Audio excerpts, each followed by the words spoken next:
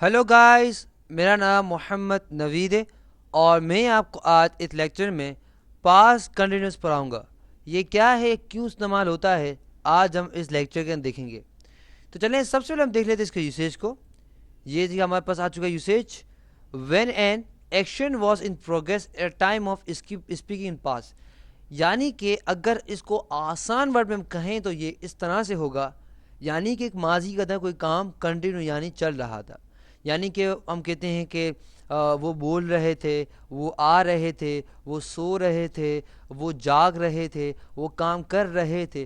तो हमें क्या आएगा, अगर हम पहचान लगाएं, ट्रिक लगाएं, तो क्या है हमारे पास रहे थे, रहा था, रही थी और रहे थे। यानी कि वो काम कर रहा था, वो काम कर रहे थे, वो प्याज काट रही थी, फॉर एग्जाम्पल। सही है? तो ये क्या कहलाता है, पास्ट कंटिन्यूस कहलाता है। सही है? अब हम क्या करते हैं, इसकी स्ट्रक्चर की तरफ चलते हैं। हमारे पास आ चुका है स्ट्रक्चर और अब जाएंगे एग्जाम्पल की तरफ। एग्जाम्पल्स डेफिनेटली हम सबसे पहले पढ़ लेते हैं क्योंकि ये आसान होती है और आपका जो भी कॉन्सेप्ट है वो क्या क्लियर हो जाएगा। सबसे पहली मिसाल कुछ इस तरह से मौजूद है हमारे पास। I was learning English. मैं इंग्लिश पढ़ रहा था। हम कहते हैं ना कि यार मैं इंग्लिश पढ़ रहा था, मैं खाना खा रहा था, मैं टीवी देख रहा था, मैं सो रहा था, मैं जाग रहा था, मैं पढ़ रहा था। कहते हैं ना, तो हमें क्या, आई वॉज लर्निंग इंग्लिश में, यानी कि मैं इंग्लिश पढ़ रहा था। दे वर सिंगिंग अ सॉन्ग, यानी कि वो एक सॉन्ग गा रहे थे, यानी गाना गा रहे थे। इट वॉज रनिंग, यानी कि बारिश हो रही थी। तो हम जब माजी के बारे में बताएं कि जो काम किया था कंटिन्यू यहाँ कर चल रहा था, उसके बारे में क्या बताएं, हम इसको क्या कहते हैं, पास्ट कंटिन्यूस कहते हैं। सही है? जैसे कि हम कहते हैं फॉर एग्जाम्पल क्या कर रहा था, एक मिसाल। सही है? एक आदमी, सही, तो हम कहते हैं वो क्या करता, बाइक चला रहा था। सही, बाइक चला रहा था, हम कहते हैं बाइक चला रहा था। वो पढ़ रहा था, वो पढ़ा रहा था, वो फॉर एग्जाम्पल हम कहते हैं वो म्यूजिक सुन रहा था। समझे आपको? इस तरह सुन रहा था, समझे आपको? तो जो क्या था, रहा था, रही थी और रहे थे। समझे आपको? ये इतना याद करने की जरूरत नहीं, बस इतना समझे। सही। उसके बाद हम चले आते हैं इसके स्ट्रक्चर की जानिब। स्ट्रक्चर क्या है हमारे पास, स्ट्रक्चर बहुत अहम किरदार अदा करता है कोई भी सेंटेंस या कोई जुमले को बनाने के लिए। तो हमारा अब फोकस होगा स्ट्रक्चर। स्ट्रक्चर में सबसे पहले हमारे पास है सब्जेक्ट। क्या है हमारे पास, सब्जेक्ट। अब इसके बहुत सारे मायनिंग है। अगर हम बात करें तो सब्जेक्ट की तो बहुत सारे मायने मौजूद हैं, मगर आपको बताने के लिए, आसान करने के लिए मैं आप एक मायने लेकर आता हूँ। देखिए, दो मायने इसके होते हैं। एक मजमून होता है, बोलते हैं ना कौन सा मजमून है मेरा, ये सब्जेक्ट है, मैं इस सब्जेक्ट भी वीक हूँ, एक तो ये होता है।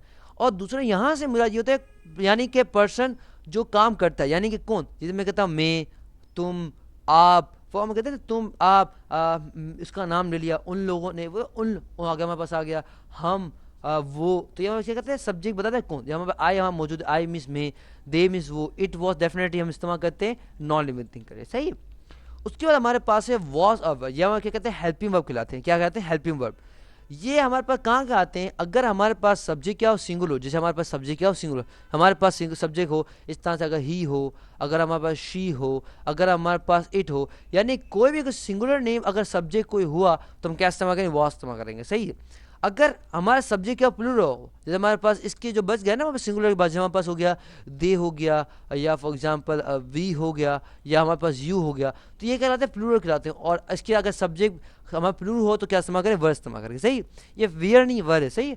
उसके बाद हमारे पास है वर्ब की फोर्थ फॉर्म। क्या है हमारे पास, वर्ब की फोर्थ फॉर्म। उसके जाने से पहले हम थोड़ा मिटा लेते हैं,